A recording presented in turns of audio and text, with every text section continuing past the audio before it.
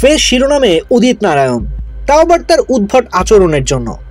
মঞ্চে পারফর্ম করছেন বর্ষিয়ান গায়ক উদিত নারায়ণ, গাইছেন তার হিট গান টিপ টিপ বর্ষা পানি, আর তার ফাঁকে সেখানে উপস্থিত মহিলা অনুরাগীরা।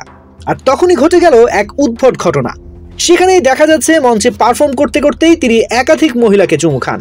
শুধু তাই নয়, একজন মহিলার ঠোঁটে ঠোঁট ডুবিয়ে দেন। চরম কটাক্ষের শিকার হতে হলো গায়ককে।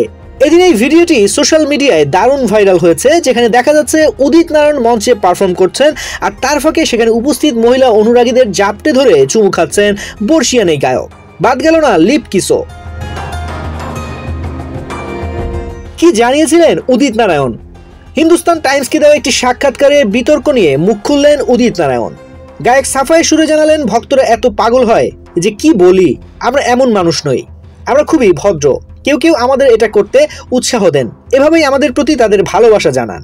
এগুলোতে ইন্ধন জুগিয়ে কি হবে?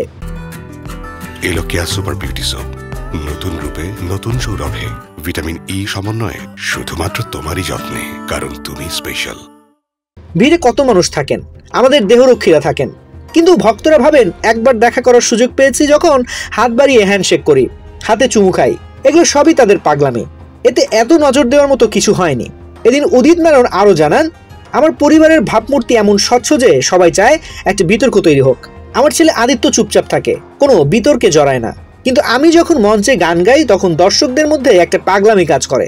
ওরা আমায় ভালোবাসেন, আমাদেরও তো ওদের খুশি করতে হয়।